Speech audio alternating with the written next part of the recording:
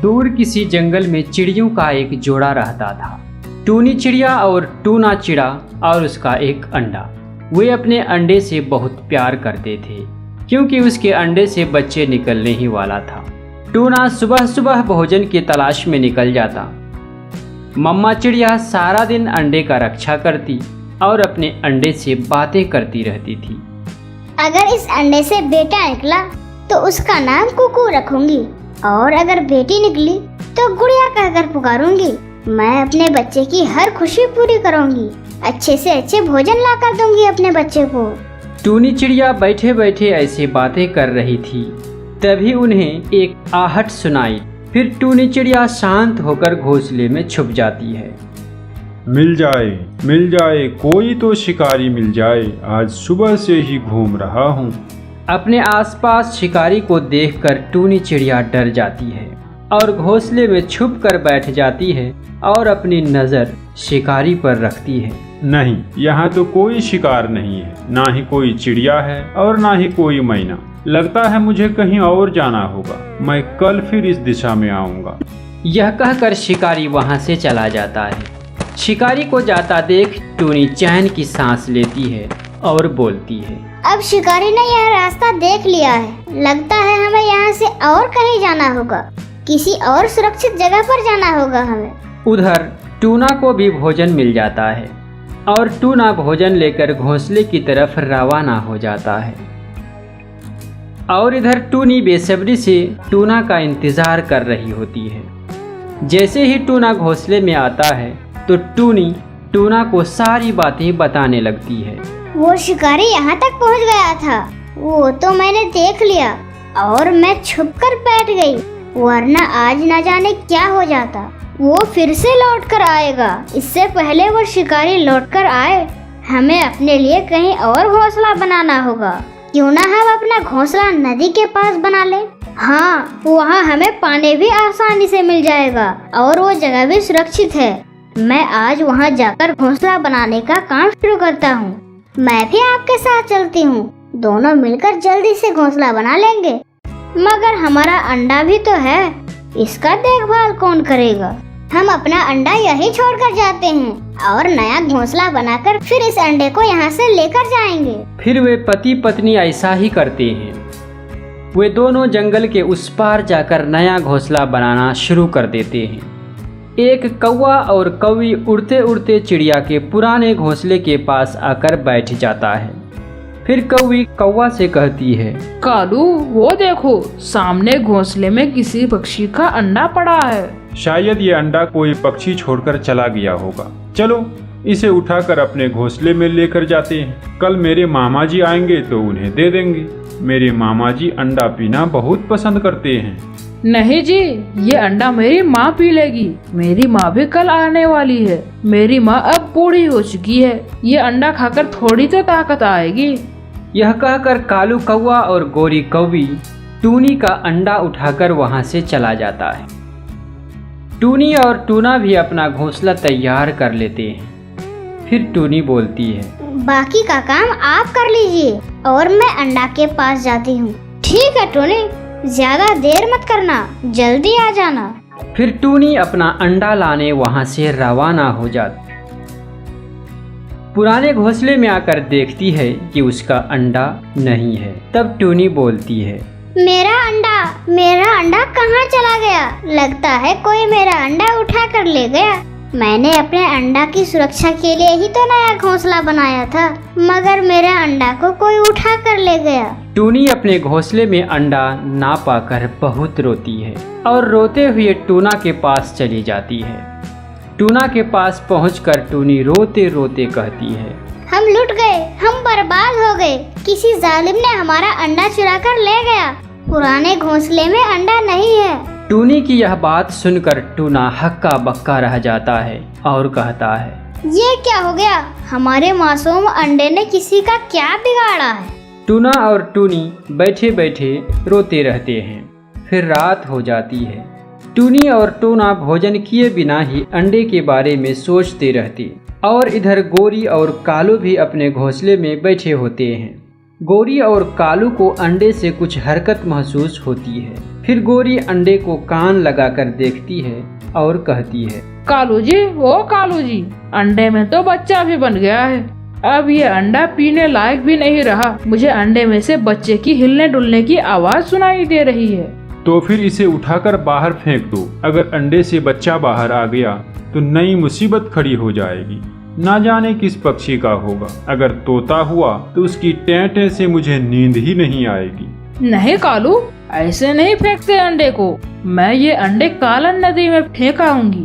फिर टूना और टूनी सो जाते हैं। सुबह होने पर टूना टूनी से कहता है, टूनी, तुम हौसला रखो, ऊपर वाला हमें फिर से अंडा देगा। अगर इस तरह रोती रहोगी तो तुम बीमार हो जाओगी। मैंने तो अपने बच्चों के नाम भी पहले ही सोच रखे थे।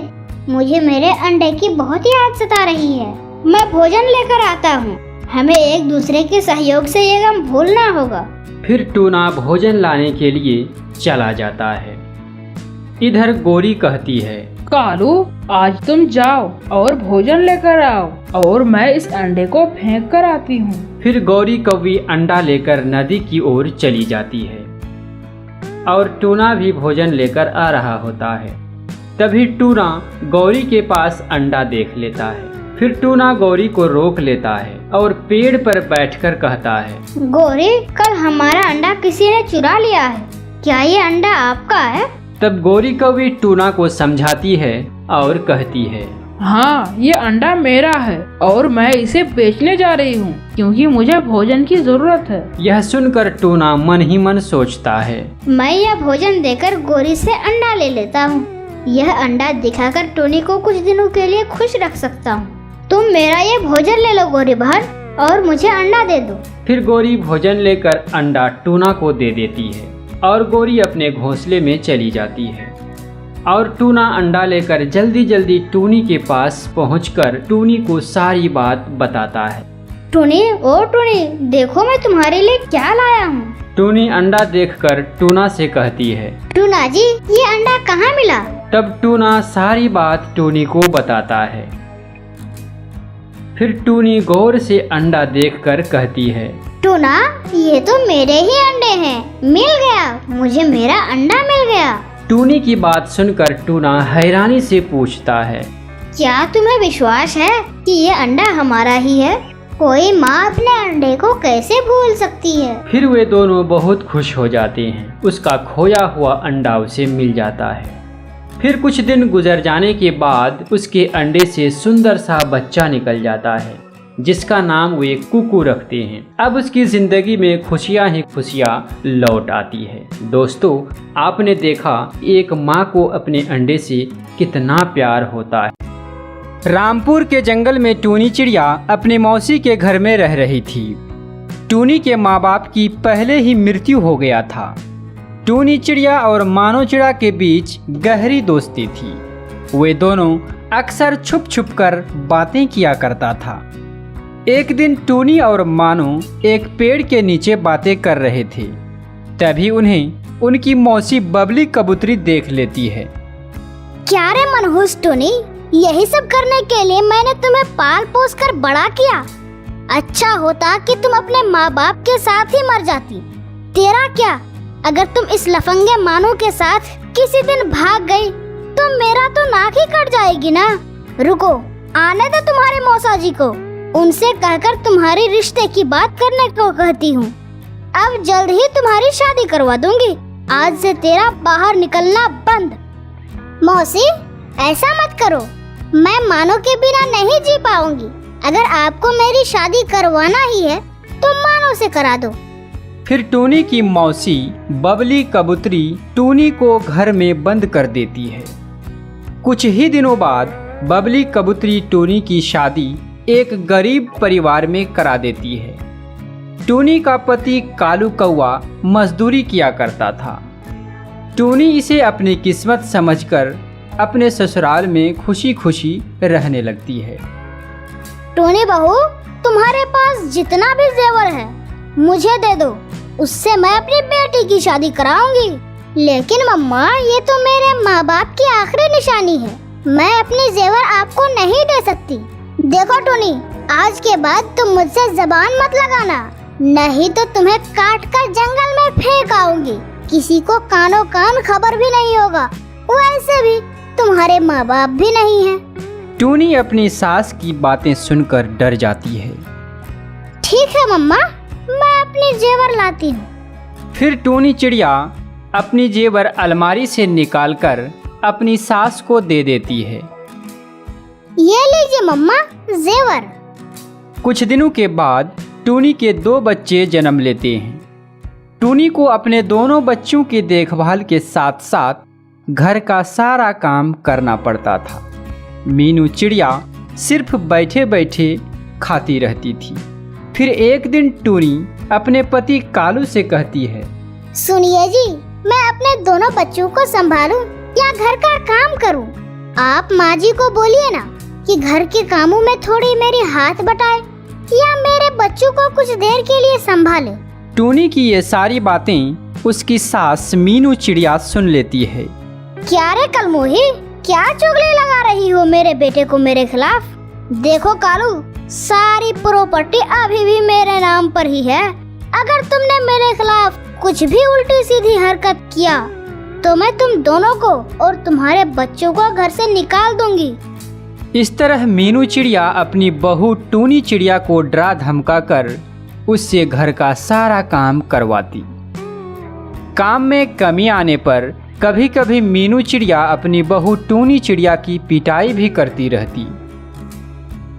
इस तरह सास के अत्याचार से तंग आकर एक दिन टूनी चिड़िया अपने दोनों बच्चों को लेकर घर छोड़कर चली गई।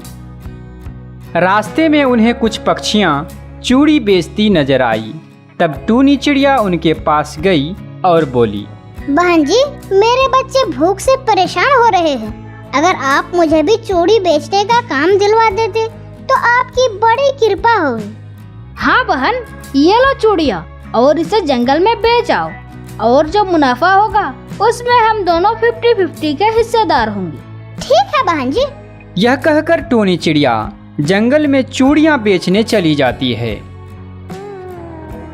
चूड़ी ले लो, चूड़ी ले लो, रंग बिरंगी चूड़ियाँ ले लो, सुंदर सुंदर चूड़ियाँ। चूड़ियाँ ले लो, चूड़ियाँ ले लो बहन जी, चूड़ियाँ। ये लाल वाली चूड़ियाँ मुझे दे दो बहन जी। हाँ हाँ लीजिए बहन जी। कितनी कीमत है बहन जी की? मात्र 100 रुपए। आप इतनी गर्मी में चूड़ियाँ बेच रही हो? ये लीजिए 110 रुपए। 10 रुपए मेरी तरफ से टिप्स।